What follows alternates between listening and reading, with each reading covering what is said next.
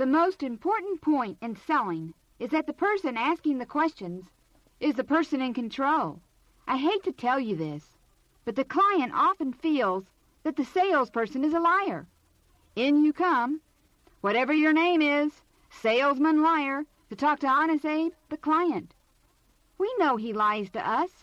He tells us he needs to talk to a partner when he doesn't. He needs to think about it when he doesn't. He doesn't have budget when he does. But does he see it that way? No. He sees himself as honest. You see, what the client says is gospel. What comes out of the client's mouth is the truth to him. And what comes out of our mouths are lies. So how do we get the client to say what we want him to say? You get the client to say what you want him to say by asking him leading questions.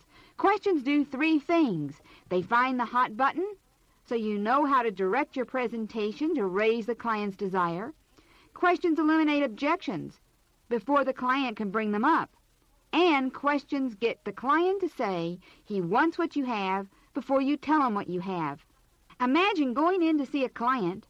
You find the hot button, direct the presentation to it, eliminate all the objections before you start your presentation, and you get the client to say he wants what you have. Wouldn't that make it easier to sell and close the sale? Because you see, if they say it, it becomes their idea. If you say it, it's a lie. So get them to say it with your questions. Since people are afraid to make a decision, they put up barriers to salespeople. Fear of being pressured into making a decision causes clients to put off their buying decision. So strong sales techniques with questioning makes them feel it's okay to buy from you because it's their idea, because it came out of their mouth. The more they talk, the more they think they, the client, are in control, and therefore they feel dominant. Also, it makes the prospect get involved, even if they are inwardly reluctant. So they remove their own self-imposed barrier by their own talking. So now you have an information-sharing atmosphere rather than a selling one. And this type of atmosphere helps to build rapport between you and the client. It puts you and the prospect into a more equal position, like we talk with friends that we trust.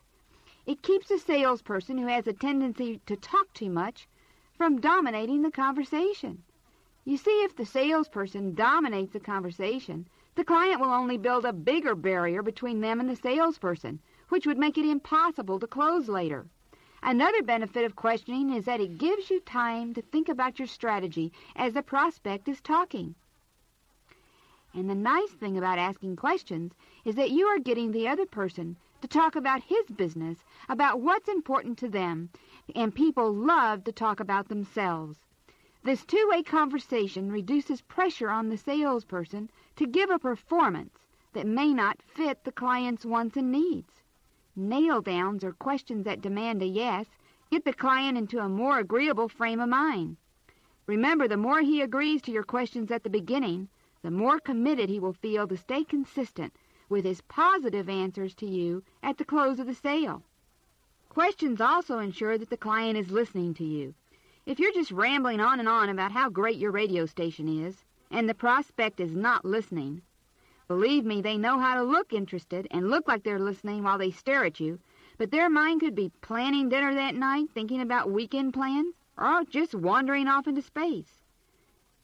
If you're asking questions, it demands the client be listening, because they're never quite sure when another question will pop up and surprise them. So they stay alert so they can answer your questions, so you won't know that their mind was in the ozone. A great presentation is worthless if your client isn't paying attention.